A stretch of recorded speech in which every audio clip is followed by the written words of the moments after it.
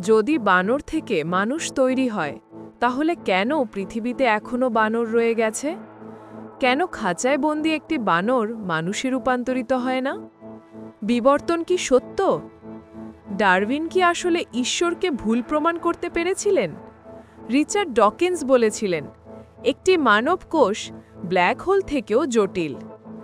আপনি একটি ব্ল্যাক হোলকে খুব সরল কিছু গাণিতিক সমীকরণ দিয়ে ব্যাখ্যা করতে পারবেন, কিন্তু একটি মানব কোষের আচরণ এত বেশি জটিল যে তাকে ব্যাখ্যা করার জন্য কোনো গাণিতিক সমীকরণ নেই। তাহলে কি জীবন ঈশ্বরের তৈরি? রিচার্ড ডকিন্স বলেছেন, আপনি যদি মনে করেন একটি জটিল ডিএনএ ঈশ্বর ছাড়া তৈরি হতে পারে না, তবে যিনি এটি তৈরি করেছেন তিনি ডিএনএ থেকে আরও অসীম জটিল। একটি মানব কোষ ঈশ্বরের তুলনায় একেবারেই নগণ্য। একটি তুচ্ছ কোষ যদি ঈশ্বরের সাহায্য ছাড়া তৈরি না হয়, তবে ঈশ্বরের মতো জটিল একটি সত্তা কি করে এমনি তৈরি হয়েছে? এখান থেকে ডকিন্স সিদ্ধান্তে আসেন, জীবন তৈরি হয়েছে থার্মোডাইনামিক্স ও কোয়ান্টাম ফিজিক্সের আইন মেনে বায়োজেনেসিস প্রক্রিয়ায়। জীবনের প্রথম রাসায়ন রান্না করা হয়েছিল সমুদ্রের তলদেশে একটি উত্তপ্ত আগ্নেয়গিরির ফাটলের ভেতর। একবার যখন জীবনের প্রথম অণু তৈরি হয়, এটি ন্যাচারাল সিলেকশন প্রক্রিয়ায় বিলিয়ন বিলিয়ন বছর ধরে সামনের দিকে অগ্রসর হতে থাকে। ন্যাচারাল সিলেকশন বোঝানোর জন্য একটা উদাহরণ দেয়া যাক। মনে করুন, একটি বাদামি রঙের ব্যাঙ 5টি বাচ্চা জন্ম দিল। তাদের একটি রং সবুজ। এই ব্যাঙগুলো একটি সবুজ বৃক্ষে বাস করে। সাপ যখন তাদের শিকার করতে আসবে, সে সবুজ ব্যাঙটিকে দেখতে পাবে না। সে বাদামি রঙের ব্যাঙগুলোকে খেতে শুরু করবে। এ পদ্ধতিতে সবুজ ব্যাঙটি জনপুঞ্জে ছড়িয়ে পড়বে। বিবর্তন এভাবেই কাজ করে। আপনার কোনো একটি বৈশিষ্ট্য যদি আপনাকে টিকে থাকার উপযোগিতা দেয়, তাহলে আপনি টিকে থাকবেন। আর আপনার কোনো একটি বৈশিষ্ট্য যদি আপনাকে টিকে থাকার উপযোগিতা দিতে ব্যর্থ হয়, আপনি বিলুপ্ত হয়ে যাবেন। ডাইনোসরের আকার বড় হয়েছিল অন্যান্য বিশাল আকৃতির ডাইনোসরদের সাথে প্রতিযোগিতায় টিকে থাকতে গিয়ে। যেসব ডাইনোসর আকারে ছোট ছিল তারা বিলুপ্ত হয়ে যায়, আর যারা আকারে বড় ছিল তারা টিকে থাকতে সমর্থ হয়। মানুষের মস্তিষ্কের আকার ও নিউরাল নেটওয়ার্ক জটিল হয়েছিল অন্যান্য হোমোস্যাপিয়েন্স, নিয়ান্ডারথাল ও ডেনিসোভানদের সাথে প্রতিযোগিতায় টিকে থাকতে গিয়ে। পাখির বিবর্তন ঘটেছিল থেরোপড ডাইনোসর থেকে, যাদের নাম টি-রেক্স। জুরাসিক যুগে জলবায়ু ছিল খুবই উত্তপ্ত। এ সময় কিছু থেরোপড ডাইনোসর আকারে ছোট হয়ে আসে। ছোট দেহের আয়তন ও পৃষ্ঠতলের অনুপাত বেশি হওয়ায় দ্রুত তাপ হারানোর ঝুঁকি থাকে। প্রথম দিকে পালক উড়বার জন্য বিবর্তিত হয়নি। পালক বিবর্তিত হয়েছিল তাপ রোধ করার জন্য, যেন তারা শরীর গরম রাখতে পারে। যেমন উট পাখির পালক আছে, কিন্তু তারা উড়তে পারে না। যেসব ডাইনোসরের পালক ছিল তাদের প্রতি যৌনসঙ্গী আকৃষ্ট হতো, আর তাই প্রাকৃতিক নির্বাচন তাদের প্রজনন সফলতা প্রদান করে। যেসব ডাইনোসর ছোট এবং অস্থির, তারা বড় ডাইনোসর থেকে পালাতে পারে। আকারে ছোট হওয়ায় তারা কম খাবার খেয়ে টিকে থাকে এবং গাছের ওপর আশ্রয় নিতে পারে। গাছে বসবাস করাকালীন পালকযুক্ত ডাইনোসর শিকার ধরার জন্য এক গাছ থেকে অন্য গাছে লাফ দেয়। এতে করে তাদের বাহু আরও শক্ত হয়, আর পালকগুলো বড় ও এরোডাইনামিক হয়ে ওঠে, যা বায়ুকে ধরে রাখতে সক্ষম হয়। শুরুতে তারা সম্ভবত গ্লাইডিং বা প্যারাশুটের মতো নিচে নামতে পারে। ধাপে ধাপে পেশি শক্তি এবং হাড়ের গঠন এমনভাবে পরিবর্তিত হয় যে তারা তাদের বাহু দ্রুত নড়িয়ে সক্রিয়ভাবে উঠতে সক্ষম হয়। 90 থেকে 50,000 বছর পূর্বে ফ্লোরেস দ্বীপে মানুষের একটি প্রজাতি বাস করত, যাদের উচ্চতা ছিল 3 ফুট। এই দ্বীপে হাতি ও কুমিরের আকারও ছিল অস্বাভাবিক ছোট। ফ্লোরেস দ্বীপ তৈরি হয়েছিল 45 মিলিয়ন বছর পূর্বে প্লেট টেকটনিক প্রক্রিয়ায়। শুরু থেকে এটি ইউরেশিয়ার মূল ভূখণ্ড থেকে সমুদ্র দ্বারা বিচ্ছিন্ন ছিল। দ্বীপটি ছোট হওয়ায় এখানে খাবারের পরিমাণ ছিল কম। যেসব প্রাণী কম খেয়ে বেঁচে থাকত তারা টিকে যায়, আর যারা কম খেয়ে টিকে থাকতে ব্যর্থ হতো তারা বিলুপ্ত হয়ে যায়। এভাবে মিলিয়ন মিলিয়ন বছরের বিবর্তনে মানুষের একটি প্রজাতি তৈরি হয় যারা আকারে খুবই ছোট। বিবর্তন একটি যান্ত্রিক প্রক্রিয়া। এটি সম্পূর্ণ লক্ষ্য ও উদ্দেশ্যহীন। এখানে শুধু তারাই টিকে যারা পরিবেশের সাথে অভিযোজিত হয়। এটাই ন্যাচারাল সিলেকশনের ক্ষমতা। বিখ্যাত জীববিজ্ঞানী এবং আধুনিক বিবর্তনবাদের অন্যতম প্রতিষ্ঠাতা থিওডোসিয়াস ডাবঝানস্কি বলেছিলেন, বিবর্তনের আলোকে না দেখলে জীববিজ্ঞানের কোনো কিছুরই আর অর্থ থাকে না। বিবর্তনের পক্ষে অন্যতম জোরালো প্রমাণ হল কোনো ফসিলই ভুল স্তরে পাওয়া যায়নি। একবার বিজ্ঞানী জে.বি.এস. হাল্ডেনকে জিজ্ঞাসা করা হয়েছিল কিভাবে বিবর্তনকে ভুল প্রমাণ করা যায়। উত্তরে হাল্ডেন বলেছিলেন, কেউ যদি প্রি ক্যাম্ব্রিয়ান যুগে খরগোশের ফসিল খুঁজে পায়, বিবর্তনের সাপেক্ষে প্রথম প্রমাণ হল ডিএনএ। প্রতিটি জীবের ডিএনএ অণুর গঠন একই ধরনের। তাদের বেস একই, অ্যাডানিন, গুয়ানিন, সাইটোসিন ও থাইমিন। এখান থেকে প্রমাণিত প্রতিটি জীবন বিলিয়ন বিলিয়ন বছর পূর্বে একই সাধারণ পূর্বসূরি শেয়ার করেছিল, নয়তো তাদের ডিএনএ বেস একই হতো না।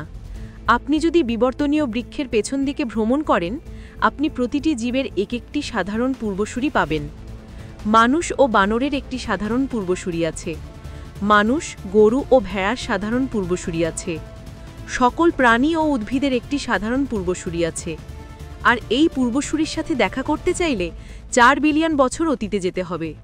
প্রথম সাধারণ পূর্বসূরি ছিল FUCA। তার কোনো জিন অথবা ডিএনএ ছিল না, ছিল শুধু কিছু নিউক্লিওটাইড, যা ছিল RNA। আমাদের প্রথম পূর্বসূরি কোনো সেলও ছিল না। এটা জীব অথবা জড়, এটা জানা খুব কঠিন ছিল। 3.8 বিলিয়ন বছর পূর্বে সর্বশেষ সাধারণ পূর্বসূরির দেখা পাওয়া যায়, যার নাম লুকা। 2016 সালে বিজ্ঞানীরা দেখেন লুকার মধ্যে 355টি জিন ছিল, যা পৃথিবীর সকল প্রাণী ও উদ্ভিদের মধ্যে উপস্থিত। 2010 সালে বিজ্ঞানীরা প্রথম সিনথেটিক সেল তৈরি করেছিল, যার জিন ছিল 473টি। বিস্ময়করভাবে এটি লুকার থেকে সামান্য বেশি। এখান থেকে প্রমাণ হয় লুকা এক ধরনের জীবন, কিন্তু তবুও এটি কেবল কেমিক্যাল। 550 মিলিয়ন বছর পূর্বে পৃথিবীতে একটি গুরুত্বপূর্ণ ঘটনা ঘটেছিল, যার নাম ক্যাম্ব্রিয়ান বিস্ফোরণ। এ সময় প্রকৃতিতে প্রায় 150টি প্রজাতি দেখা যায়। তার আগে 3 বিলিয়ন বছর ধরে পৃথিবীতে জীবন ছিল প্রায় একই রকম, এককোষী ব্যাকটেরিয়া, অল্প কিছু শৈবাল এবং মস্তিষ্কহীন জীব। ভাবতে অবাক লাগে, প্রকৃতি বিলিয়ন বিলিয়ন বছর সময় ইনভেস্ট করেছিল কেবলমাত্র 100 থেকে 150টি প্রজাতি তৈরি করতে।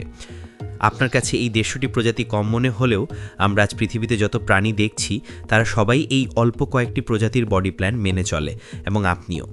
বিবর্তনের সাপেক্ষে দ্বিতীয় প্রমাণ হল ভেস্টিজিয়াল অর্গান ও জিন।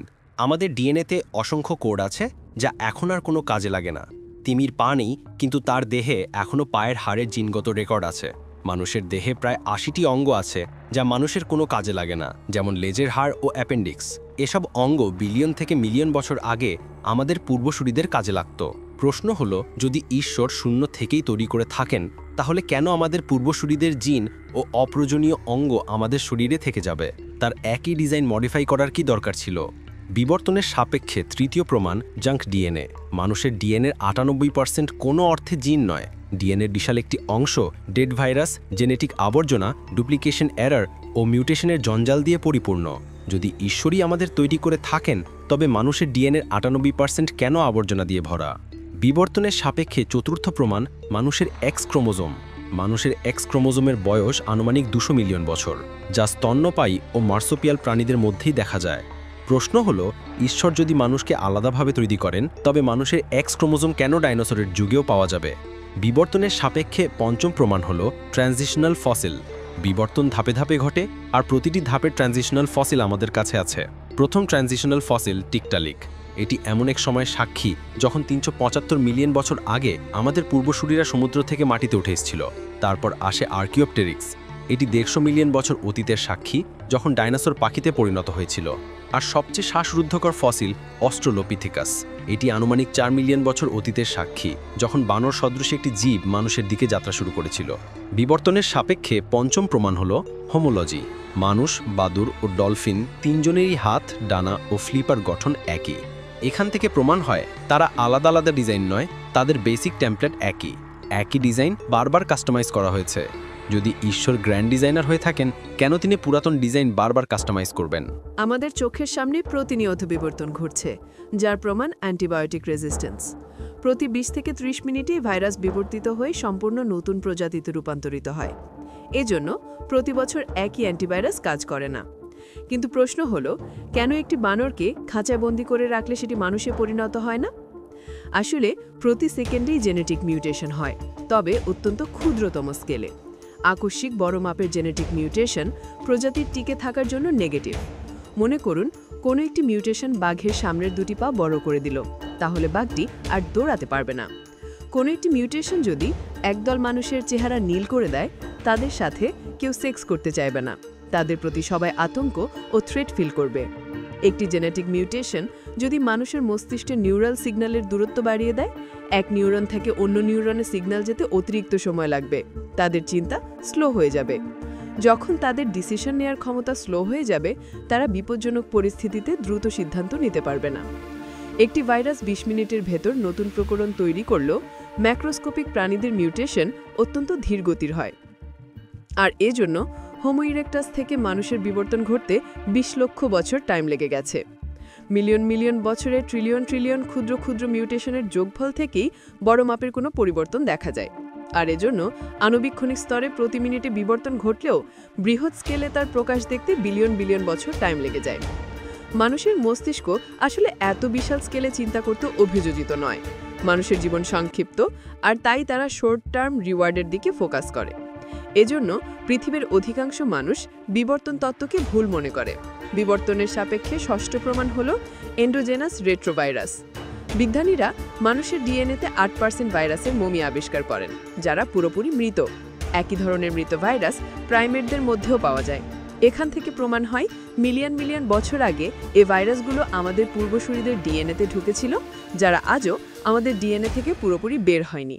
ফিজিক্সের সমীকরণ দিয়ে যেমন আপনি মহাবিশ্বের ভবিষ্যৎ প্রেডিক্ট করতে পারেন, বিবর্তন তত্ত্ব দিয়েও আপনি কোনো একটি প্রজাতির ভবিষ্যৎ বৈশিষ্ট্য প্রেডিক্ট করতে পারবেন। আইনস্টাইনের জেনারেল থিওরি অফ রিলেটিভিটি থেকে স্বতঃস্ফূর্তভাবেই ব্ল্যাক হোল, ওয়ার্ম হোল ও টাইম মেশিনের ধারণা বেরিয়ে আসে। একইভাবে বিবর্তন তত্ত্বেরও শক্তিশালী প্রেডিকশন পাওয়ার আছে। ম্যাডাগাস্কারের একটি অদ্ভুত অর্কিড আছে, নাম অ্যাংগ্রেকানসিস কুইপেডাল। এর নেকটার টিউবের দৈর্ঘ্য প্রায় ৩০ সেন্টিমিটার, অস্বাভাবিকভাবে লম্বা। ডারউইন ফুলটি দেখে প্রথমেই বলেছিলেন, এই ফুলকে পরাগায়ন করার জন্য অবশ্যই একটি মথ আছে যার শুঁড় কমপক্ষে ৩০ সেন্টিমিটার লম্বা। তখনকার বিজ্ঞানীরা হাসাহাসি করেছিলেন, এত লম্বা শুঁড়ের মথ কি করে সম্ভব, কোথায় সেই প্রাণী? ডারউইন বলেছিলেন, প্রকৃতি শুধু ফুল নয়, পোকাও তৈরি করে। ফুল যত লম্বা টিউব বানিয়েছে, মথও তত লম্বা শুঁড় বানাবে। এটাই কো-এভলিউশন। এটা তিনি খালি বিবর্তনের নীতি থেকেই অনুমান করেছিলেন, কোনো প্রাণী না দেখেই। ৩০ বছর পরে ডারউইনের মৃত্যুর পর ম্যাডাগাস্কারে জ্যান্থোপ্যান মর্গানি প্র্যাডিক্টা নামের একটি হকমথ পাওয়া যায়, যার প্রবসেস প্রায় ৩০-৩২ সেন্টিমিটার। এখান থেকে প্রমাণ হয় বিবর্তন এমন একটি থিওরি, তার প্রেডিকশন পাওয়ার অসাধারণ। প্রাকৃতিক নির্বাচন বিবর্তনের একমাত্র চালিকা শক্তি নয়। ডিএনএ অনুলিপি তৈরি করার সময় যদি কোনো ভুল হয়, তাহলেও বিবর্তন ঘটে। আর প্রতিনিয়ত আমাদের ডিএনএ এমন ভুল করছে। মহাকাশের কোনো সুপারনোভা বিস্ফোরণ অথবা অন্য কোনো মহাজাগতিক রেডিয়েশন ডিএনএর সিকোয়েন্স পরিবর্তন করে দিতে পারে। এটাকে বলে মিউটেশন। বিবর্তনের দ্বিতীয় চালিকা শক্তি হলো জেনেটিক ড্রিফট। আমাদের মধ্যে একটি সাধারণ মিসকনসেপশন আছে, কেবল যোগ্যতমরাই প্রকৃতিতে টিকে থাকে। কিন্তু এ ধারণা ভুল। যদি এ কথা সত্য হয়, তাহলে ডাইনোসর কখনো বিলুপ্ত হতো না। কখনো কখনো প্রকৃতিতে অ্যাক্সিডেন্ট হয়। ৬৬ মিলিয়ন বছর পূর্বে ধূমকেতু ডাইনোসরদের বিনাশ করে দিয়েছিল। তারা কোনো প্রতিবাদ করতে পারেনি। নিয়ান্ডারথাল মানুষের থেকেও যোগ্যতম ছিল, কিন্তু শেষ বরফ যুগ তাদের বিনাশ করে দিয়েছিল। জেনেটিক ড্রিফট পুরোপুরি ভাগ্যের উপর নির্ভর করে। যে পপুলেশন ছোট, সেখানে জেনেটিক ড্রিফট বেশি হয়, আর যে পপুলেশন বড়, সেখানে জেনেটিক ড্রিফট কম হয়। মনে করেন আপনার কাছে ১০০টি কয়েন আছে, তাহলে হেড এবং টেইল ওঠার 50-50 সম্ভাবনা থাকবে। স্যাম্পল যত বড়, র্যান্ডমনেস কমে যায়। কিন্তু আপনার কাছে যদি 10টি কয়েন থাকতো, তবে সম্ভাবনা হতো অনিশ্চিত ও বিশৃঙ্খল। এটাই জেনেটিক ড্রিফট। বিবর্তনে আরেকটি চালিকা শক্তি জিন ফ্লো। যখন এক গ্রুপের জিন মাইগ্রেট করে অন্য গ্রুপের জিনের মধ্যে প্রবেশ করে, তখন ওই পপুলেশন দারুণভাবে বদলে যায়। উদাহরণস্বরূপ, আনুমানিক ৫০-৬০ হাজার বছর পূর্বে মানুষের একটি দল আফ্রিকা থেকে ইউরেশিয়ায় প্রবেশ করে। এ সময় নিয়ান্ডারথাল হোমোসেপিয়েন্সের সাথে ফেক্স করেছিল। এখনও ইউরোপ ও এশিয়ার মানুষের ১.৫ থেকে ২.১% জিন নিয়ান্ডারথালের। বিবর্তনের একটি গুরুত্বপূর্ণ শক্তি সেক্সুয়াল সিলেকশন। প্রাণীদের মধ্যে এমন কিছু বৈশিষ্ট্য আছে যা যৌন সঙ্গীকে আকর্ষণ করে, যেমন ময়ূরের বিশাল লেজ। যেসব ময়ূরের লেজ আকারে বড়, তারা প্রজনন সার্টিফিকেট পায়। বার্ড অফ প্যারাডাইজের কথা চিন্তা করুন। বার্ড অফ প্যারাডাইজ তার সঙ্গীকে আকর্ষণ করার জন্য জটিল নৃত্য পরিবেশন করে। যে পাখি যত জটিল নৃত্য পরিবেশন করে, সে প্রজনন ও বংশবৃদ্ধির সুযোগ পায়। বিবর্তনের সবচেয়ে শক্তিশালী মেকানিজম জেনেটিক রিকম্বিনেশন। আপনি যত বেশি সঙ্গীর সাথে সেক্স করবেন, আপনার জেনেটিক ভেরিয়েশন ততই বৃদ্ধি পাবে। আর এ পদ্ধতিতে নতুন নতুন বৈশিষ্ট্যের প্রজাতি তৈরি হবে। জেনেটিক রিকম্বিনেশন বিবর্তনকে আলোর গতিতে প্রসারিত করে, আর এজন্য মানুষের মধ্যে বহুগামিতার মনোভাব দেখা যায়। বিবর্তন কোনো থিওরি নয়, বিবর্তন একটি ফ্যাক্ট। প্রকৃতিতে প্রতিনিয়ত বিবর্তন ঘটে চলছে। প্রতিদিন, প্রতিক্ষণ, প্রতিটি জিন, প্রতিটি কোষে বিবর্তন কাজ করছে। মাধ্যাকর্ষকে ব্যাখ্যা করতে আপনি নিউটন কিংবা আইনস্টাইনের মডেল ব্যবহার করতে পারেন, কিন্তু গ্র্যাভিটি যে সত্য সেটা আপনি উপরের দিকে লাফ দিলেই বুঝতে পারবেন। গ্র্যাভিটি মহাবিশ্বের সকল স্পেস টাইমের জন্য সত্য। বিবর্তন একটি ইউনিভার্সাল ফ্যাক্ট। এটি সমগ্র মহাবিশ্বের সকল এক্সোপ্ল্যানেটের উপর প্রযোজ্য। মানুষ বানর থেকে আসেনি, মানুষ শিম্পাঞ্জিও বানর একটি সাধারণ পূর্বসূরি শেয়ার করেছে। আপনি তারপরও যদি প্রশ্ন করেন মানুষ যদি এইপ থেকে আসে তাহলে কেন পৃথিবীতে এইপ রয়ে গেছে, তাহলে প্রশ্ন আসে আফ্রিকা থেকে মানুষ মাইগ্রেট করে সমস্ত পৃথিবীতে ছড়িয়ে পড়ার পরও কেন এখনও আফ্রিকাতে মানুষ রয়ে গেছে।